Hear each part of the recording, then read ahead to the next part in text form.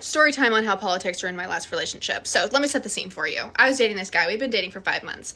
And in those 5 months, I was told by my friends, Zoe, he lives in Indiana. He's a fucking Republican. I was like, politics don't matter to me.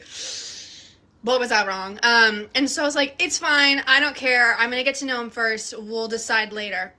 So then, we kind of start talking about it. I'm a very liberal woman. So Oh no.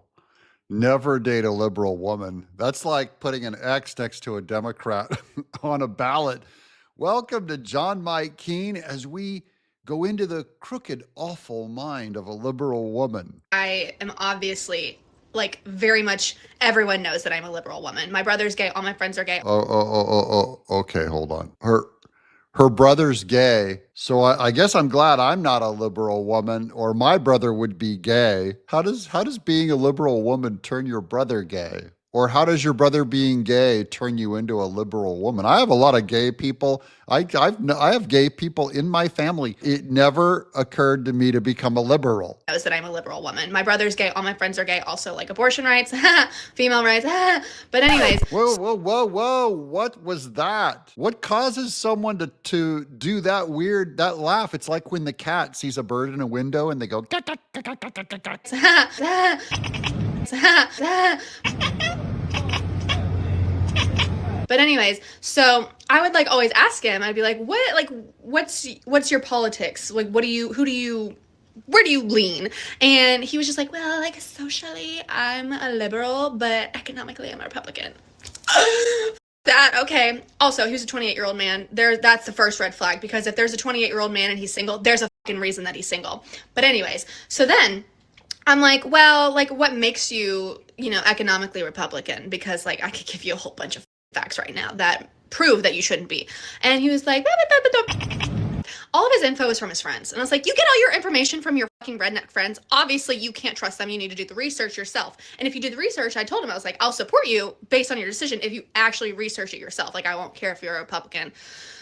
But anyways, and so he was like, Zoe, I have much better things to do than research politics. Like, I have way more important things to do. I don't have more important things to do than research politics. It's all I do all day. Where's the economic theory from the Democrats that's working? Go to every city in America that's collapsed with needles on the sidewalks and human feces, and if they're run by Democrats, your economic theory, there's your research. Go to San Francisco. Okay, saying that to me is absolutely insane, but go off, King. I also just didn't care at that point. And so I kind of put it on the back burner. I was like, I can't take this right now. Well, then we get into a little spat. I feel like the whole time she's talking to us right now that we're in a spat. Her default, she has resting spat face. She has a RSF. When is she not talking like she's in a spat? We almost broke up. And so I was like, nah, it's fine. I'll give him one more chance, blah, blah, blah, blah. Well, then election day rolls around and, well, actually, before this, he was not registered to vote. He had never voted before. And he told me that he wanted to vote in this election. And I was like, okay, cool, do the research, but that's a whole other thing. And so the voter registration deadline was approaching. I could tell he was going to vote against me. Let's just say it like that. And so I was like, he is not going to make an educated decision on who he votes for. So guess what? I'm not going to remind him of this voter registration deadline. So then it passed.